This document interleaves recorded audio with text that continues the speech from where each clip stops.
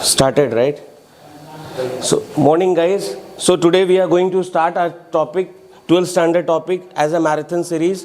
हम लोग इसको start कर रहे हैं.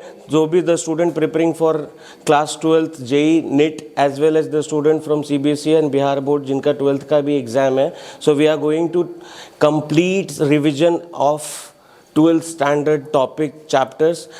Before 15th January, we will make sure that in marathon series, we will complete all the chapters of 12th standard so that your preparation will get a final touch and you will come with flying colors in exam.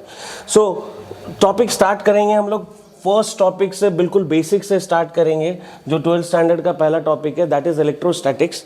और ये electrostatics पहले पढ़ने से पहले देखो बच्चा, first of all I want to ask you कि whether you are aware about, देखो फिजिक्स पढ़ा नहीं जाता है बच्चा, फिजिक्स फील किया जाता है. Got it? Physics we are going to feel physics and how we are going to feel physics.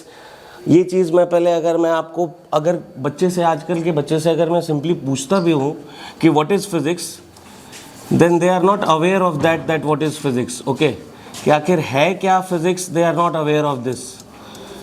Simply if I am going to ask you what is physics, so बहुत सारे तरह के branch of science this that आता है.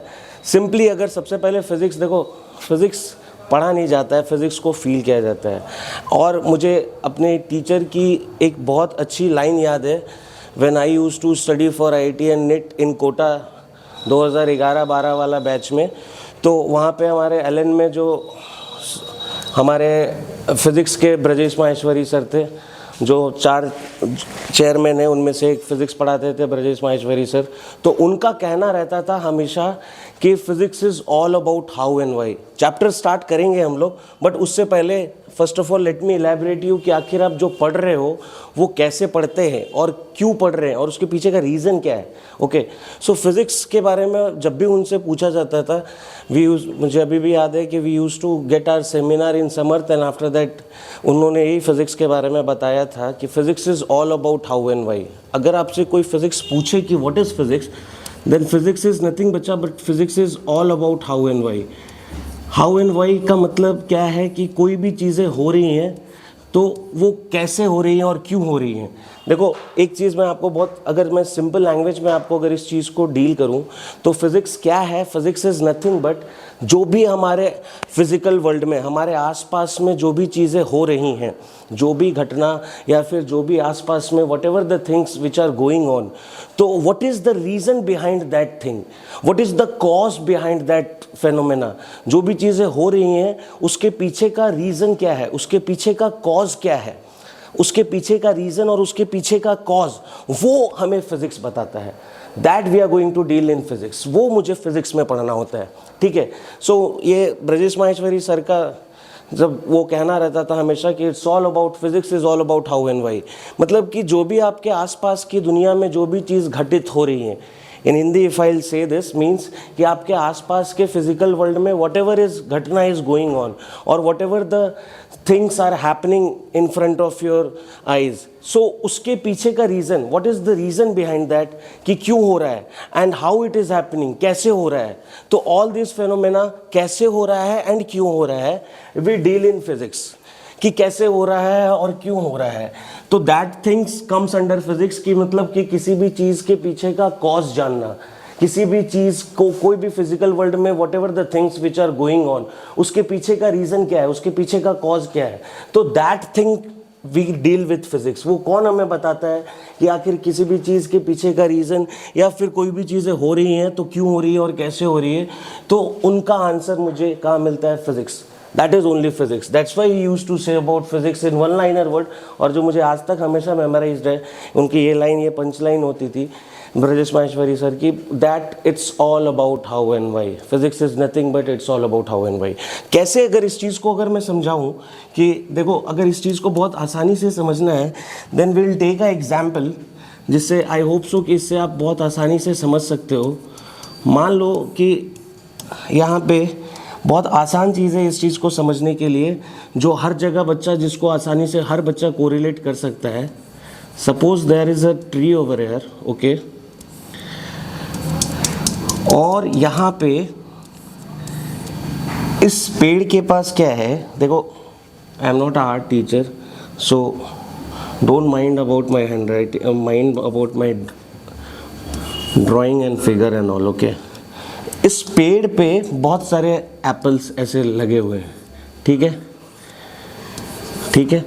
और क्या हो रहा है कि यहाँ पे क्या हुआ कि इस पेड़ पे बहुत सारे एप्पल लगे हुए हैं, तो यहाँ पे सपोज दैट यहाँ पे न्यूटन आए, ठीक है, और न्यूटन आए और यहाँ से क्या देखा उन्होंने, क्या एनालाइज किया कि पेड़ से एप्पल नीचे गिर रहे हैं, ठीक है, सारे एप्पल नीचे गिर रहे हैं।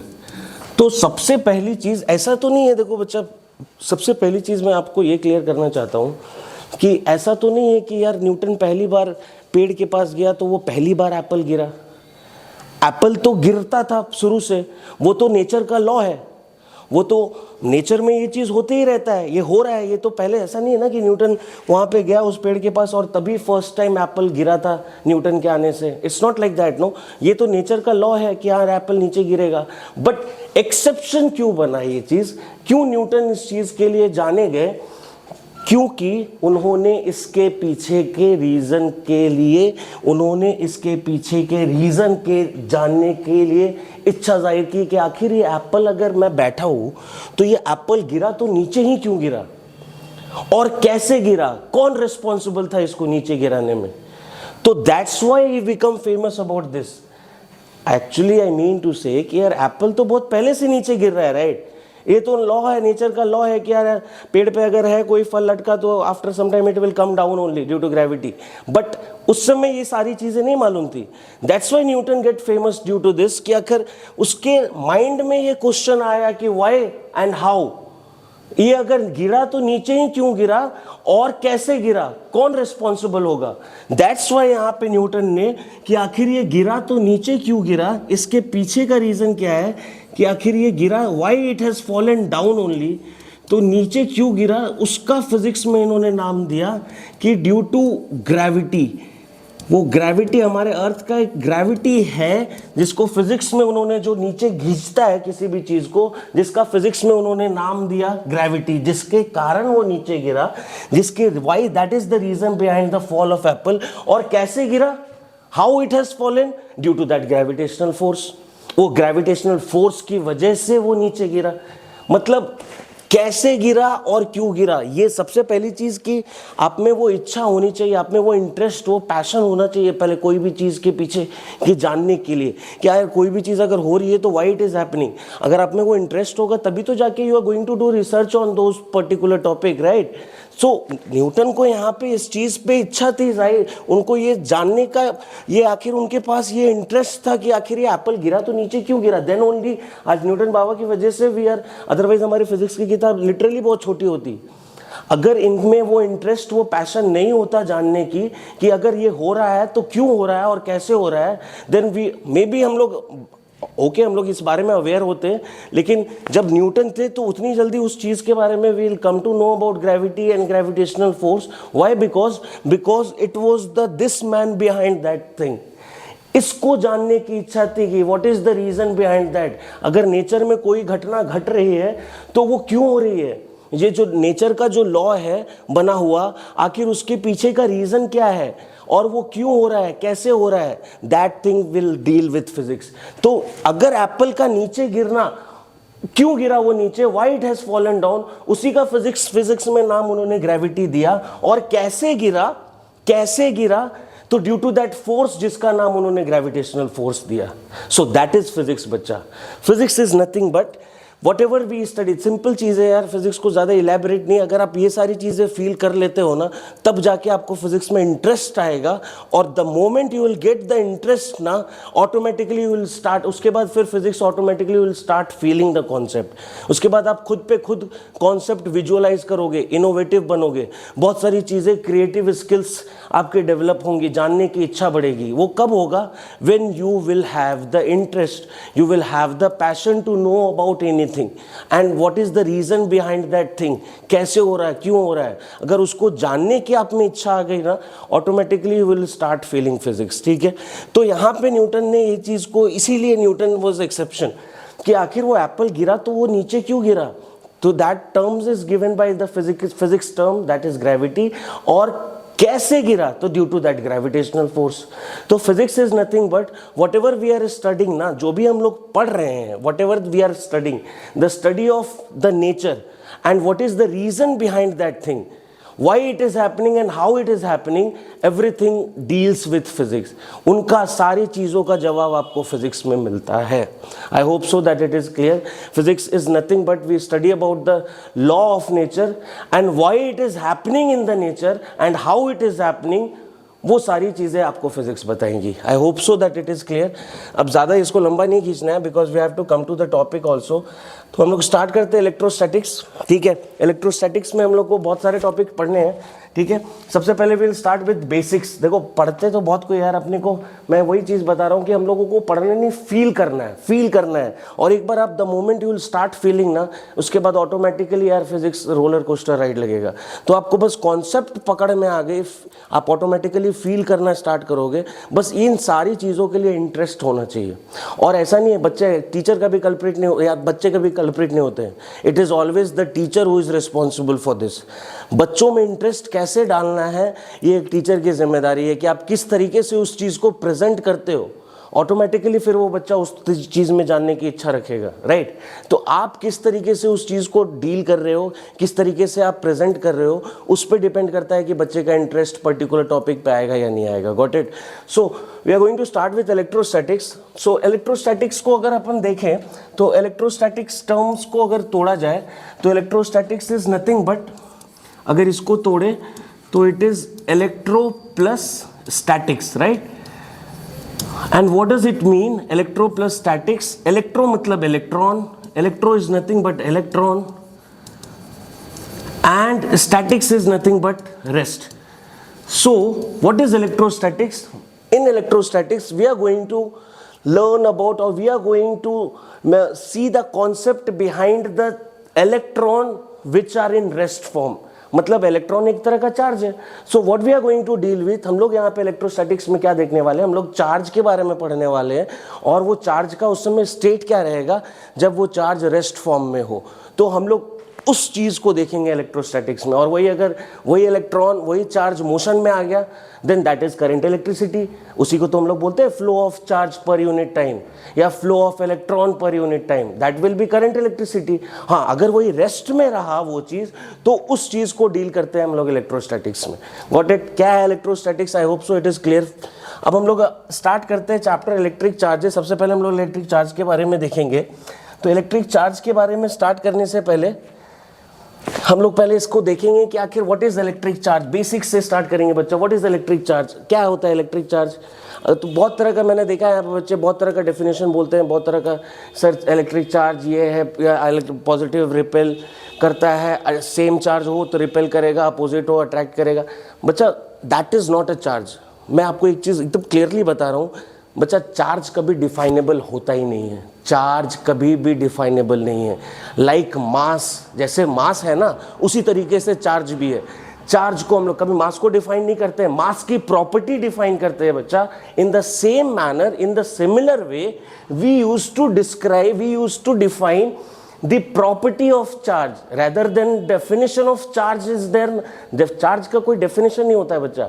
वो हम लोग जो पढ़ रहे हैं ना, वो हम लोग प्रॉपर्टी ऑफ चार्ज को इलेबोरेट कर रहे हैं। सिमिलर मैनर में जिस तरीके से मास को डिफाइन नहीं कर सकते ना, मास की प्रॉपर्टी को हम लोग पढ़ते हैं। मास की प्रॉपर्टी डिफाइनेबल है। इन the same way, in the similar manner charge के साथ भी सेम चीज एप्लीकेबल है। चार्ज में भी चार्ज की प्रॉपर्टी डिफाइनेबल है। हम लोग जो भी पढ़ते हैं ना, वो चार्ज की प्रॉपर्टी को actually we are going to define as like mass, ठीक है। तो हम लोग बेसिकली, और एक चीज और मैं बता दूं, ये जो चार्ज और जो मास है ना, दोनों को मैं एक तरीके से एक बार याद रखना कि ऑलमोस्ट दोनों सिमिलर होता है, ठीक है। हाँ, कुछ कुछ डिफरेंस है। बस जो हम लोग पढ़ते हैं ना चार्ज और मास के बारे में, actually we deal with the property of charges, actually we deal with the property of mass. जो पढ़ रहे हैं हम लोग, वो एक्चुअली उसका कोई प्रॉपर डेफिनेशन नहीं है। हम लोग उसके प्रॉपर्टी के बारे में पढ़ते हैं, उसके प्रॉपर्टी के बारे में हम लोग इलैबोरेट करते हैं। जिस तरीके से प्रॉपर्टी ऑफ मास पढ़ते हैं, उसी तरीके से प्रॉपर्टी ऑफ चार्ज भी पढ़ते हैं। हाँ, दोनों में बहुत, देखो चैप्टर स्टार्ट कर देने का यार, चार्ज के बारे में थोड़ा बता देता है, उसके बाद फिर आगे कूलम्ब्स लॉ। नहीं बच्चा, फिर पहले जो आपको पढ़ना है उसके बारे में आप पहले फील तो करो कि जो आप पढ़ने वाले हो उसमें है क्या, पढ़ना क्या है आपको, उसके बारे में एक बार पता चल जाएगा, automatically will get the interest है। उसके बाद बाकी चीज तो ऐसी आसान हो जाएगी। यहीं तो बच्चे मार खाते हैं यार, यहीं पे टीचर्स यहाँ पे लैग करता है। बच्चे को जो पढ़ाना है आप पहले उसके बारे में उसको बताओ तो सही कि आखिर ये है क्या, कहाँ से आया, और वो चीज़ अगर बच्चा समझ गया, उस कॉन्सेप्ट को विजुअलाइज कर लिया, फिर आगे तो सब कुछ रोलर कोस्टर राइड है यार, क्योंकि ऑटोमेटिकली उसको इंटरेस्ट आ जाएगा उस चीज़ में।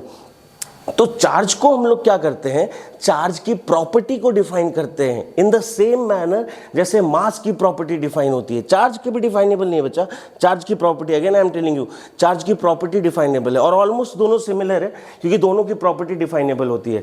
कैसे, और डिफरेंस है दोनों में, डिफरेंस भी है, बट हम लोग पहले दोनों देखेंगे, दोनों के बीच की डिफरेंस भी देखेंगे और दोनों के बीच की सिमिलैरिटी भी देखेंगे। ओके, सबसे पहले चार्ज और मास के बारे में अगर हम लोग दोनों में डिफरेंस देखा जाए तो एक बात याद रखिएगा, चार्ज जो होता है ऑब्वियसली चार्ज पॉजिटिव, नेगेटिव और न्यूट्रल, जीरो तीनों होता है। Charge can exist in positive, negative, means positive बोले तो प्रोटॉन, आफ्टर दैट नेगेटिव बोले तो इलेक्ट्रॉन, एंड न्यूट्रल जीरो जो बोलो न्यूट्रॉन। तो चार्ज का जो आपका एग्जिस्टेंस है, चार्ज का एग्जिस्टेंस तीनों फॉर्म में होता है, in positive, negative and neutral. Whereas for mass, mass जो है वो मास हमेशा पॉजिटिवली रहता है बच्चा, मास कभी नेगेटिव नहीं हो सकता। यही सब छोटी छोटी डिफरेंस है दोनों में, मास कभी भी नेगेटिव नहीं होता है बच्चा, मास इज ऑलवेज पॉजिटिव। और चार्ज का क्या है scenario, charge can be positive, negative and zero eight the same time. Charge positive भी हो सकता है, नेगेटिव भी हो सकता है और जीरो भी हो सकता है, but mass will be always positive. In the same manner charge जो होता है, अभी हम लोग ये पूरे चार्ज की पूरी प्रॉपर्टी में क्वांटाइज्ड को बहुत अच्छे तरीके से देखेंगे, ठीक है। जस्ट अ मिनट, इसको एक बार एडजस्ट कर ले।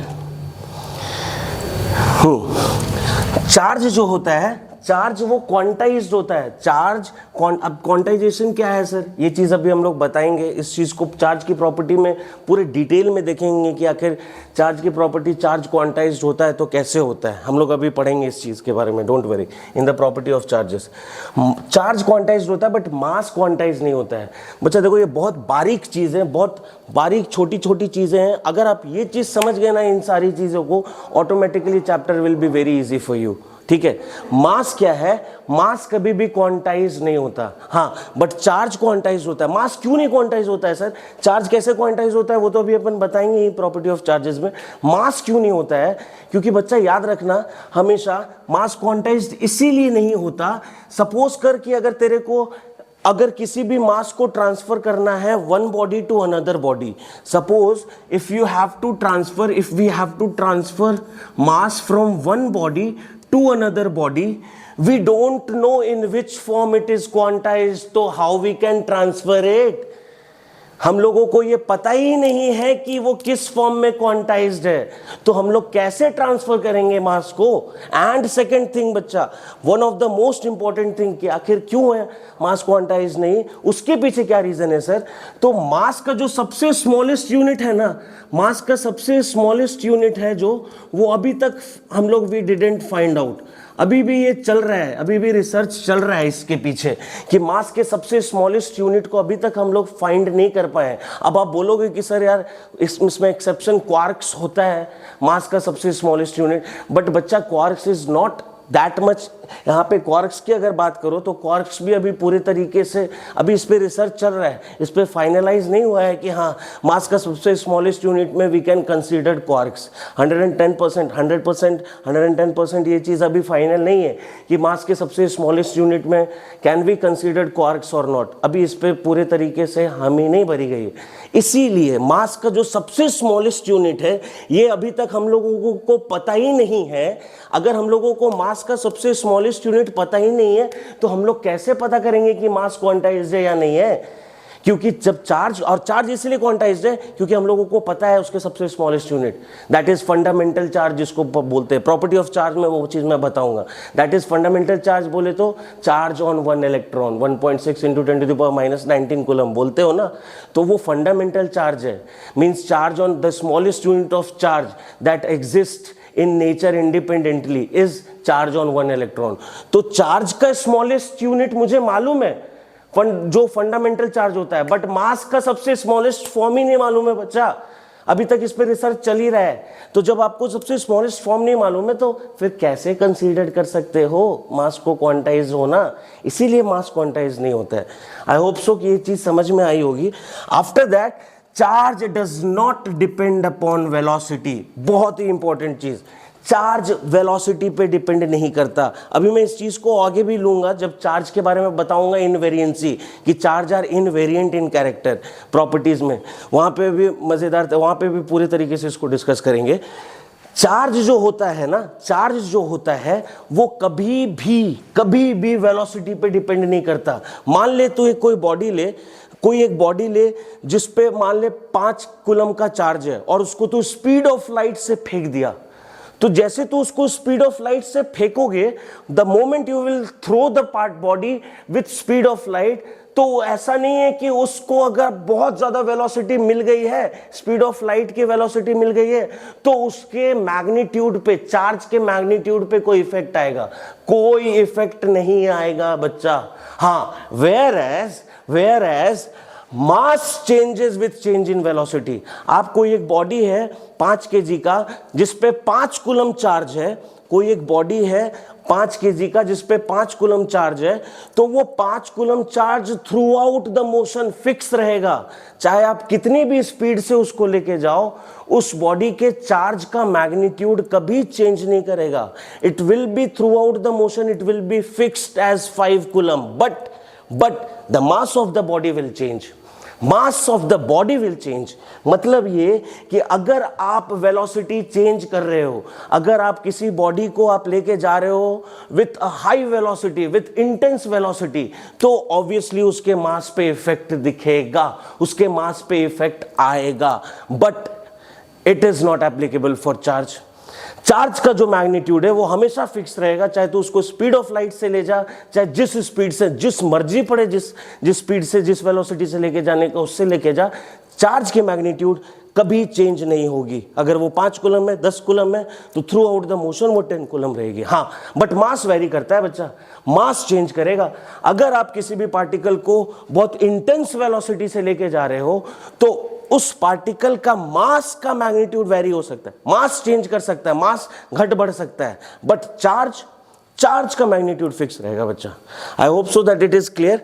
ठीक है, अब आगे बढ़े। हाँ, एक चीज और मुझे बताना है कि अगर आपको जानना है ना कि मास चेंज होता है सर, तो कितना चेंज होता है, वो चीज अगर आपको समझना है, तो उस चीज के लिए आई होप सो ये अगर ये अभी नहीं है तो हम लोग को मॉडर्न फिजिक्स में इसको आगे पढ़ना है कि अगर आपको पता करना है कि हाँ मास आया तो कितना आया, तो उसका ये फॉर्मूला होता है m is equal to m0 by 1 minus v square by c square under root, where m0 is known as the rest mass, ये होता है रेस्ट मास, और ये v जो है जिस वेलोसिटी से आपने उस पार्टिकल को फेंका, जिस वेलोसिटी से आपने उस पार्टिकल को प्रोजेक्ट किया, and c is nothing but the speed of light. इससे आप मास में वेरिएशन पता कर सकते हो। Due to this formula you can get the variation, कि आखिर जो मास में चेंज आया वो कितने का आया, इस फॉर्मूला से हम लोग पता करते हैं।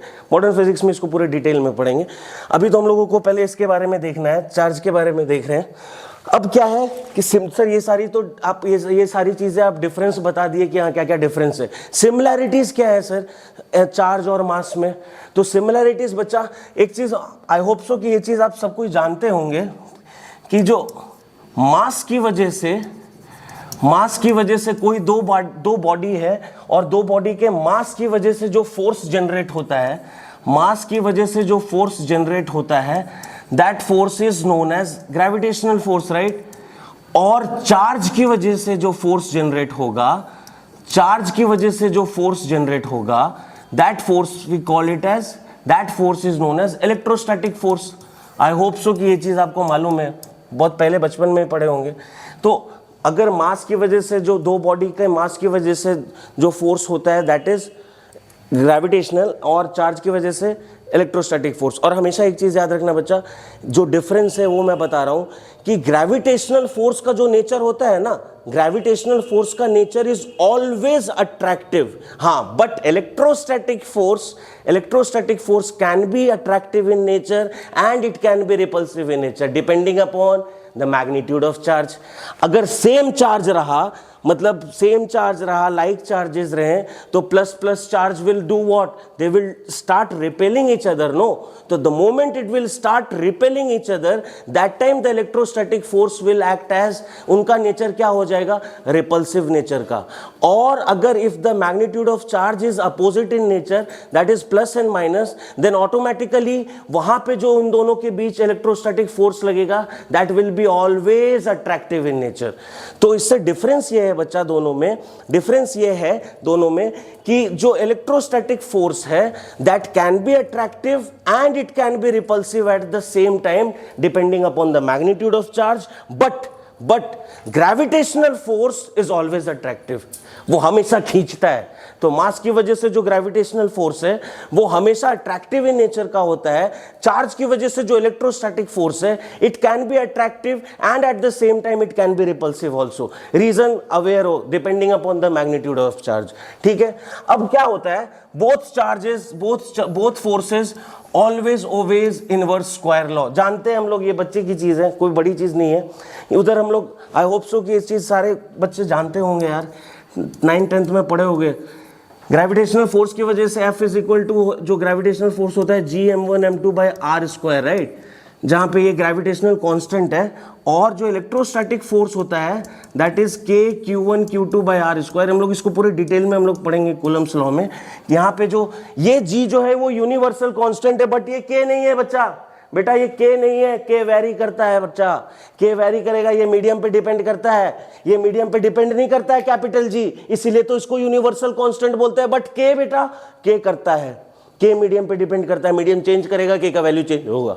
ठीक है, उसके बारे में हम लोग देखेंगे आगे, बट अभी आई होप सो कि मैं ज़्यादा तेज नहीं जा रहा हूँ। अभी हम लोगों को बस पहले इसके बेसिक्स चीज़, चार्ज और मास के बीच में रिलेशन बताना चाह रहा हूँ ताकि तुम लोग को फील हो जाए कॉन्सेप्ट। ठीक है, both forces always obeys inverse law, clear है भाई, दोनों ऑब्वियसली दोनों इनवर्स लॉ को ओबे करता है। हाँ जी सर, दोनों ओबे करता है, ये सिमिलैरिटी। दूसरी सिमिलैरिटी क्या है, बोथ आर सेंट्रल फोर्स।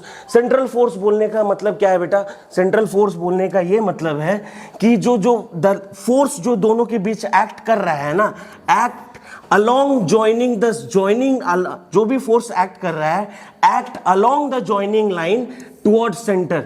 मतलब कोई भी दो चार्ज बॉडी ले ले, कोई भी दो चार्ज बॉडी ले ले, मान ले यहां से मैंने Q1 लिया और यहां से Q2 लिया, तो इन दोनों के बीच जो फोर्स लगेगा ना, it will act along the line जो टुवर्ड्स सेंटर ज्वाइन करता है। सेंटर टू सेंटर इनके बीच का जो फोर्स लगता है वो सेंटर टू सेंटर कनेक्ट होता है। That's why we say that the gravitational force as well as electrostatic force both are central force. Why? Because both forces acts along the line joining and it acts where towards centre. Centre की तरफ जो line join होगा ना वो किधर होगा, centre की तरफ। That's why both forces, whether it is electrostatic और whether it is gravitational, both are central forces. Okay, next one is कि both are conservative in nature. अच्छा हाँ, ये भी बड़ा इंपॉर्टेंट है बच्चा, ये भी आई होप सो कि इस चीज को आप समझते हैं। कंजर्वेटिव इन नेचर मतलब क्या है कि इलेक्ट्रोस्टैटिक फोर्स ले ले या ग्रेविटेशनल फोर्स ले ले, दोनों का दोनों कंजर्वेटिव इन नेचर का होता है, कंजर्वेटिव नेचर का होता है। अच्छा कोई मुझे एक चीज बता, कंजर्वेटिव इन नेचर के होने का मतलब क्या है बच्चा?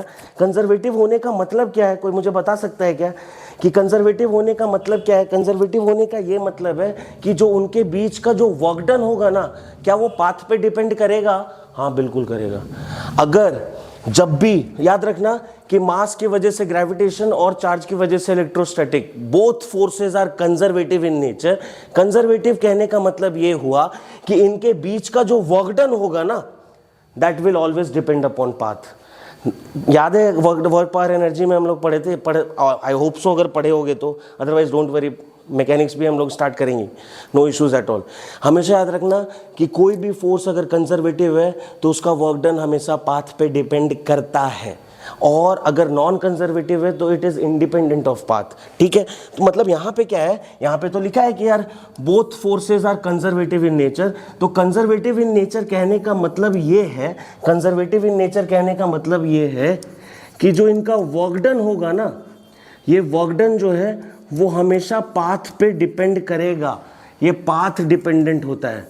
क्यों? बिकॉज ये दोनों फोर्स जो है वो क्या है, वो दोनों का दोनों फोर्स क्या है, दोनों का दोनों फोर्स कंजर्वेटिव नेचर का है। हमेशा याद रखिएगा बच्चा, अगर अब नहीं भी मालूम है तो एक चीज़ दिमाग में सेट रखिए कि अगर कोई भी फोर्स कंजर्वेटिव नेचर का है तो उसके द्वारा जो वर्क डन किया जाएगा that will always be path dependent. वो पाथ पे डिपेंड करेगा कि आप किधर से लेके जा रहे हो, आप जो वर्क डन कर रहे हो वो किस रास्ते से, किस पाथ से कर रहे हो, वो उस पर डिपेंड करता है। हाँ, अगर नॉन कंजर्वेटिव फोर्स हुआ तो it is independent of path, वो वर्क डन जो होगा वो इंडिपेंडेंट होगा, बट इसके लिए नहीं, इसके लिए एप्लीकेबल नहीं है। ठीक है, अब आगे बढ़ते हैं हम लोग। आई होप सो कि यार मैं ज़्यादा तेज़ नहीं जा रहा हूँ, क्योंकि मुझे ये सारी चीज़ें, ये बारीक चीज़ें बतानी थी। एक आपको कहीं मिलेगा नहीं, ये कहीं नहीं मिलेगा खोजने पे। ये चीज़, यही चीज़, तो अगर ये चीज़ बच्चों को मालूम रहेगा then only know they will get the interest यार। तब तो जाके आगे Coulomb's law, flux, Gauss law will be having a roller coaster ride. पहले उसको बता तो दो कि यार पढ़ना क्या है। वो टॉपिक में आकर वो जो इलेक्ट्रोस्टैटिक्स पढ़ रहे हैं तो चार्ज के बारे में पढ़ रहे हैं, वो चार्ज है क्या, चार्ज को कंपेयर कैसे करें, चार्ज मास रिलेशन क्या है। अगर ये चीज़ मालूम हो गया ऑटोमेटिकली इंटरेस्ट आ जाएगा आप में, फिर आगे की चीज़ें तो बहुत आसान हो जाएंगी। क्यों? क्योंकि आपको इंटरेस्ट आ गया, और इंटरेस्ट आ गया तो मेरा काम बन गया। उसके बाद आगे की चीज़ ऑटोमेटिकली वो इनोवेटिव हो जाएंगी यार। ऑटोमेटिकली आपको इंटरेस्ट आ गया, आप ऑटोमेटिकली उसको बहुत अच्छे तरीके से फील कर पाओगे। क्यों? क्योंकि आपने कॉन्सेप्ट को एनालाइज कर लिया, आपने उस चीज़ को जानने की इच्छा आप में जाग गई है। ऑटोमेटिकली आप उसको फिर विजुअलाइज करना स्टार्ट करोगे, and that is only the, वही रीज़न तो है कोई एक ऑर्डिनरी स्टूडेंट और एक इनोवेटिव स्टूडेंट में, एक क्रिएटिव स्टूडेंट में। एक ऑर्डिनरी और क्रिएटिव स्टूडेंट में डिफरेंस क्या है? क्रिएटिव स्टूडेंट कॉन्सेप्ट को फील करता है, विजुअलाइज करता है, कोरिलेट करता है। क्यों? क्योंकि उसको इंटरेस्ट है ना यार, उस पर्टिकुलर टॉपिक में जानने की इच्छा है। Ordinary student they just want to यार, just whatever the scenario it is, I just have to get pass in the exam. उनको कुछ उतना तीर नहीं मारना है, वो पिन पॉइंट स्टडी करने वाले हैं। बट अपने को अगर अब we are going to take physics, अपना मकसद ही यही है कि बच्चे को फील करा देना है। और बच्चा एक बार फील कर लिया, मेरे लिए वही मेरा सबसे बड़ा गिफ्ट है यार, कि अपने को बच्चे को फील करा देना है। और दो मोमेंट वो फील हो जाए, उसके बाद कोई चैलेंज है कि मेरे बच्चे को फिर उसके बाद फिर वो कहीं उसको डिबेट करा, ऑटोमेटिकली दिख जाएगा कि हाँ बच्चे में कॉन्सेप्ट का विजुअलाइजेशन है, बच्चे में वो ईगरनेस है किसी भी चीज़ को जानने की। बस आपको वही चीज़ तो डालना है यार। यहीं पे तो मेंटर नहीं कर पाते ना यार। कोई भी बच्चा, सारे बच्चे बराबर होते हैं, बस उसको कोई सही मेंटर करने वाला मिल जाए ना, उसका जो पैशन है, उसका जो इंटरेस्ट है, उसको सही रास्ता मिल जाए, दैट्स इट। उसके बाद ऑटोमेटिकली यार the journey is roller coaster ride, है ना। चलो मूविंग अलोंग दैट, कि both are conservative in nature, इसका कहने का मतलब ये है कि दोनों का जो वर्क डन होगा वो पाथ पे डिपेंड करेगा, दैट्स इट। ओके, अब आगे बढ़ते हैं। अब क्या है इसके बाद, चार्ज की प्रॉपर्टी आने से पहले बच्चा मुझे एक चीज बताना है तुम लोगों को, कि कोई बॉडी जो है ना यार, देखो कोई भी बॉडी, पहले एक चीज याद रखना कि कोई भी बॉडी जो होता है ना, वो हमेशा, आखिर कैसे अपन उसको बोलते हैं यार कि वो चार्ज हो रहा है या नहीं हो रहा है यार, कोई पॉजिटिव चार्ज बॉडी है या नेगेटिव चार्ज बॉडी है, इस चीज़ को थोड़ा पकड़ना बच्चा। देखो कोई भी बॉडी अगर एग्जिस्ट करता है ना, तो कोई भी बॉडी न्यूट्रल एग्जिस्ट करता है, ठीक है। वो कोई भी बॉडी अगर एग्जिस्ट कर रहा है तो न्यूट्रल एग्जिस्ट करता है। और अगर अपने को किसी बॉडी को चार्ज करना है ना, किसी भी बॉडी को चार्ज करना है, तो इसके लिए मेरे को उस बॉडी के न्यूट्रलिटी को डिस्टर्ब करना पड़ेगा। मींस अगर आपको किसी भी बॉडी को चार्ज करना है, तो आपको उसको चार्ज करने के लिए उस बॉडी की न्यूट्रलिटी को डिस्टर्ब करना पड़ेगा। मीन टू से कि कोई भी बॉडी का जो एग्जिस्टेंस होता है ना बच्चा, वो न्यूट्रल होता है। हाँ, अगर आपको उसको उसके बाद चार्ज करना है तो you have to make sure कि आप जो वो बॉडी जो शुरू में जो एग्जिस्ट करता है रॉ फॉर्म, नेचुरल फॉर्म में, वो न्यूट्रल है। आपको उसके न्यूट्रलिटी, उसके न्यूट्रल जो न्यूट्रल है उसके न्यूट्रलिटी को डिस्टर्ब कर दिए, उसको छेड़ दिए, तब जाके वो बॉडी चार्ज होगा। अब डिस्टर्ब कैसे करेंगे, कैसे उसको छेड़ेंगे? तो अगर मान ले किसी बॉडी को पॉजिटिव, बहुत आसान है, सिंपल सा कोरिलेशन है, बस मैं आपको ये चीज़ विजुअलाइज कराना चाह रहा हूँ कि अगर मान ले किसी बॉडी को आपको पॉजिटिव चार्ज करना है, कोई बॉडी है उसको आपको पॉजिटिव चार्ज करना है, तो कैसे करोगे? आप कैसे करोगे किसी भी बॉडी को पॉजिटिव चार्ज? आप किसी भी बॉडी को पॉजिटिव चार्ज करना हो या नेगेटिव चार्ज करना हो तो एक चीज याद रखना, अगर कोई बॉडी न्यूट्रल है, कोई बॉडी न्यूट्रल है, इसके कहने का क्या मतलब है? अगर कोई बॉडी न्यूट्रल है, व्हाट डज इट मीन? अगर न्यूट्रल है इसका मतलब ये है कि उसके पास equal amount of positive and negative charge है, equal amount of positive charge भी होगा और यही उसी तरीके से सिमिलर वे में equal amount of negative charge भी होगा। अब मुझे इसकी न्यूट्रलिटी को डिस्टर्ब करना है, मान ले मुझे पॉजिटिव चार्ज करना है बॉडी को, तो क्या करेंगे? अगर हम लोग को पॉजिटिव चार्ज करना है बॉडी को तो पॉजिटिव चार्ज की मात्रा बढ़ा देंगे, पॉजिटिव चार्ज की क्वांटिटी बढ़ा देंगे, पॉजिटिव चार्ज के अमाउंट को बढ़ा देंगे, मतलब नेगेटिव चार्ज को कम कर देंगे तो बॉडी ऑटोमेटिकली पॉजिटिवली चार्ज हो जाएगा।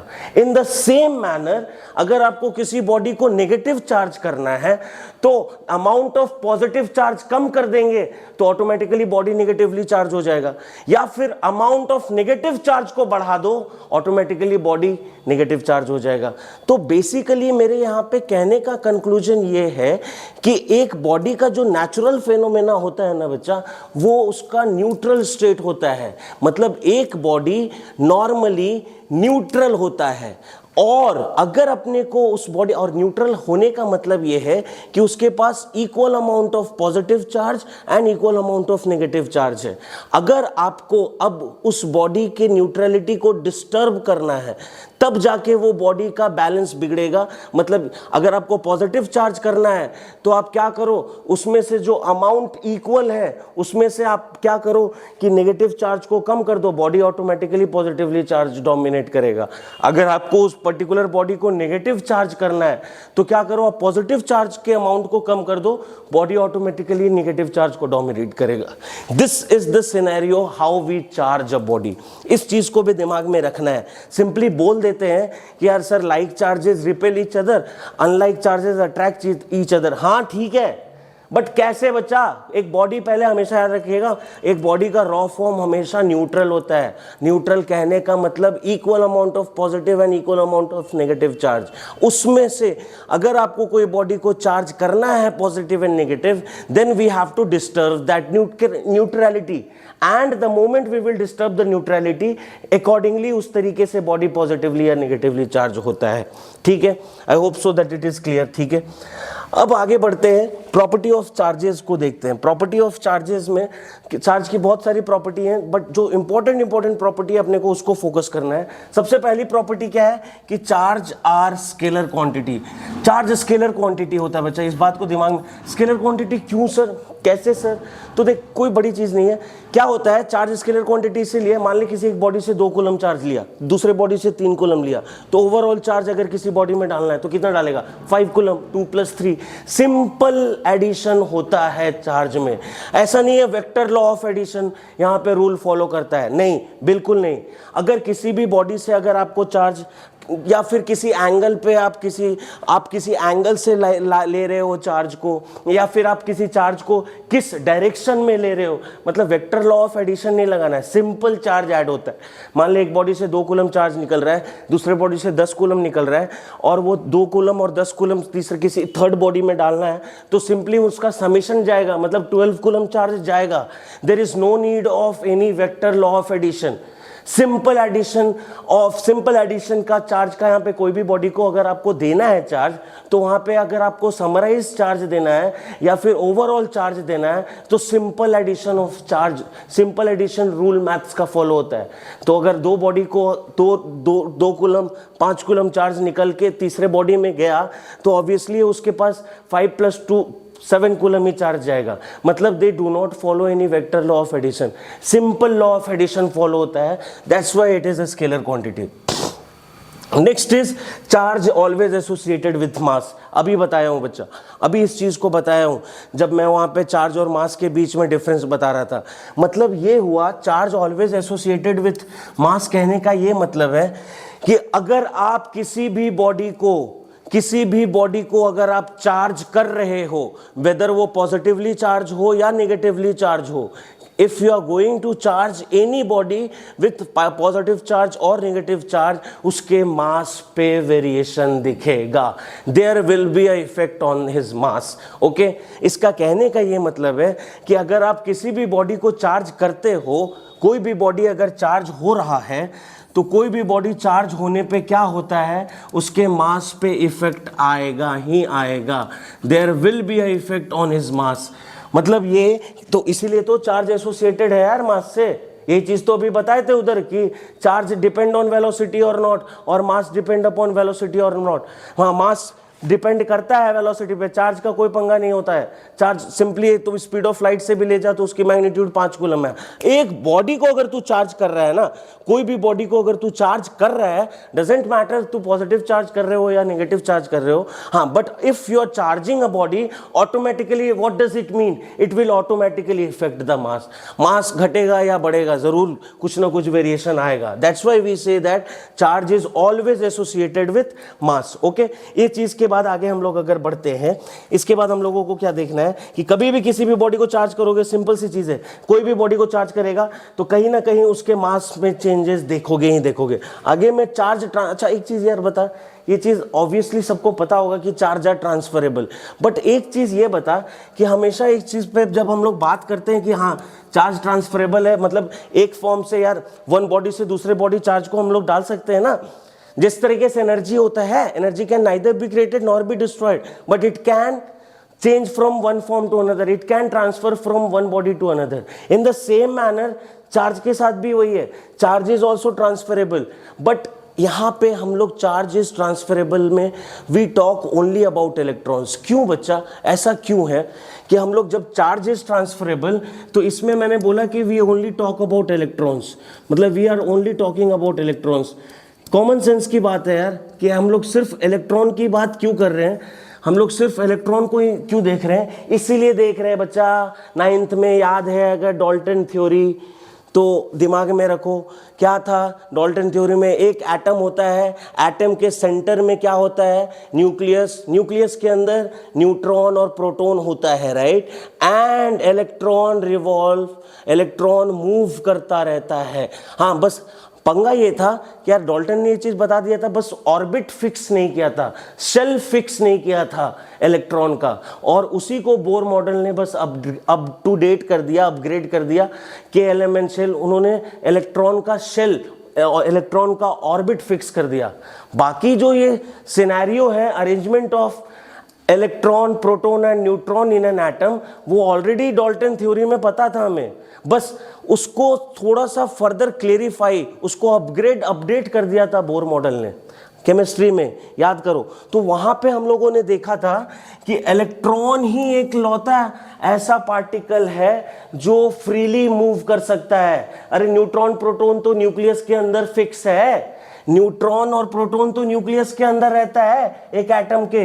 Electron are the only particle ना बच्चा जो सिर्फ फ्रीली मूव करता है. फ्रीली मूवेबल मतलब कि इलेक्ट्रॉन ही एक ऐसा सब एटम है, इलेक्ट्रॉन ही एक ऐसा स्मॉलेस्ट पार्टिकल है जो फ्रीली मूव कर सकता है. और इलेक्ट्रॉन फ्रीली मूव कर सकता है, इसीलिए अगर इलेक्ट्रॉन में मूवमेंट आएगा, इसका मतलब जो चार्ज को हम लोग ट्रांसफर कर सकते हैं उसमें कौन ट्रांसफर होगा, कौन सा चार्ज रोल प्ले करेगा किसी भी चीज के लेन देन में, ऑब्वियसली इलेक्ट्रॉन करेगा. Why, because electron are the only smallest particle which are form in free state, right. अरे इसीलिए तो बोलते थे कंडक्टर और इंसुलेटर में, कंडक्टर में क्या होता है, कंडक्टर कंडक्ट्स इलेक्ट्रिसिटी. क्यों बच्चा, because it carries free charge carriers, which free charge carriers are only known as electron. Free charge carrier और इंसुलेटर में नहीं आता है. मॉडर्न फिजिक्स सेमीकंडक्टर में पढ़ेंगे इसको पूरे डिटेल में, ठीक है. मतलब हम लोग के पास फ्री चार्ज कैरियर्स किस फॉर्म में होता है, फ्री चार्ज कैरियर्स, यही तो है मेरा इलेक्ट्रॉन. इलेक्ट्रॉन ही तो मेरा फ्री चार्ज कैरियर है, मतलब फ्रीली मूव कर सकता. अगर इलेक्ट्रॉन फ्रीली मूव कर सकता तो जो चार्ज का ट्रांसफर होगा उसमें कौन सा चार्ज रोल प्ले करेगा? ऑब्वियसली इलेक्ट्रॉन करेगा। इसीलिए we use to talk about electron. इस बारीक से इस बात को जानना जरूरी था, इसीलिए मैं आपसे यहाँ पे इस चीज को भी फर्दर क्लियर किया हूं कि ठीक है, चार्ज आर ट्रांसफरेबल। जैसे एसोसिएटेड विद मास को देखे, देखो बारीक से कॉन्सेप्ट को पकड़ लेना है, और एक बार इस चीज को पकड़ लिया automatically it will be a roller coaster ride. ठीक है, इसलिए चार्ज आर ट्रांसफरेबल मतलब कौन सा smallest particle? Electron. Electron are transferable because electrons are only free charge carriers, वही तो फ्रीली मूव करता है ना। आगे बढ़ते हैं हम लोग। चार्ज आर इनवेरिएंट, बस ये लास्ट प्रॉपर्टी है, इसके बाद यहां तक खत्म करेंगे और कूलम्स लॉ हम लोग नेक्स्ट डे से स्टार्ट करेंगे। Actually we are running short of time, इसीलिए I have to start the lecture. अभी हमारा क्लास आने वाला है, but don't worry, marathon series will go on and it's my guarantee बच्चा कि हर बच्चे को रिजल्ट मिलेगा। अदरवाइज बस पढ़ना, मेंटर सही होना चाहिए यार। Physics roller coaster ride revolution ला दूंगा पटना में, हर बच्चा फिजिक्स को रोलर कोस्टर राइड बनाएगा।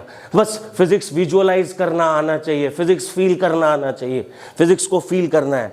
मान ले चार्ज आर इनवेरिएंट कहने का मतलब जो होता है ना कि चार्ज को वेरी नहीं कर सकते।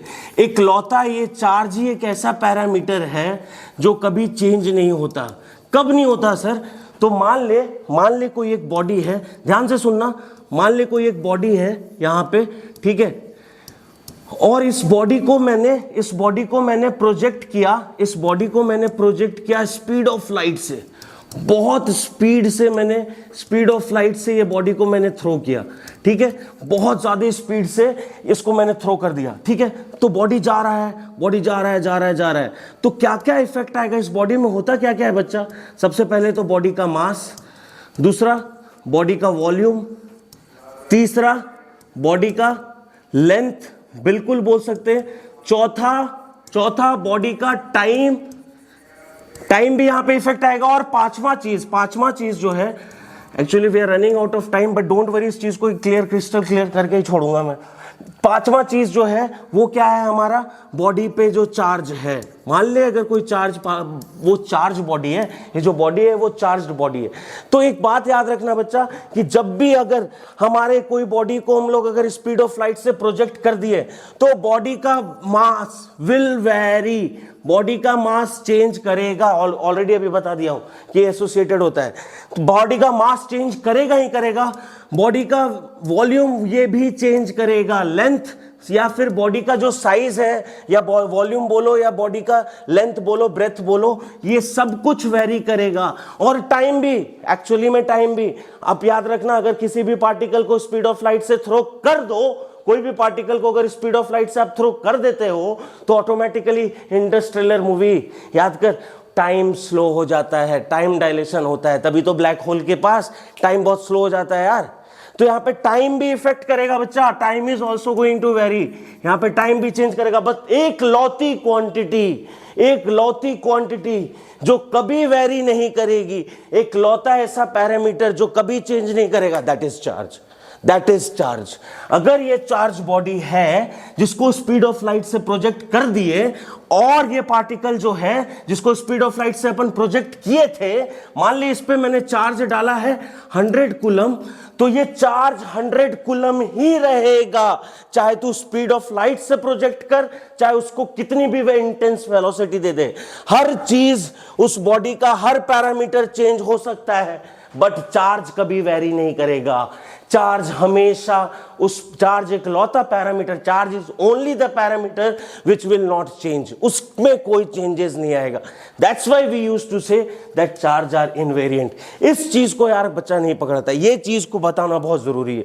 यहां से आप बहुत सारे अलग अलग तरह के क्वेश्चन आते हैं, एक से एक लेवल के आप डिबेट कर सकते हो यार, नेक्स्ट लेवल पे बता सकते हो आप इस कॉन्सेप्ट को, अगर आप क्लियरली समझ गए तो। ठीक है, आई होप सो कि यहां तक क्लियर है कि मतलब ये अगर किसी भी बॉडी को अगर आप फेंकोगे बच्चा, कोई भी बॉडी को अगर आप फेंक रहे हो, चाहे वो आप स्पीड ऑफ लाइट से प्रोजेक्ट कर रहे हो, तो उसमें हर पैरामीटर चेंज होगा, but charge is the only parameter जो कभी चेंज नहीं होगा, वो हमेशा फिक्स रहेगा। दैट्स व्हाई वी से ये वेरी नहीं करता, ये डू नॉट वेरी, ये वेरी नहीं करेगा, डू नॉट वेरी, ये वेरी करता ही नहीं है चार्ज, इसीलिए तो इसको इनवेरिएंट बोलते हैं, अब जो सबसे इंपॉर्टेंट है, जो बड़ा यार ये हवा बना रहता है,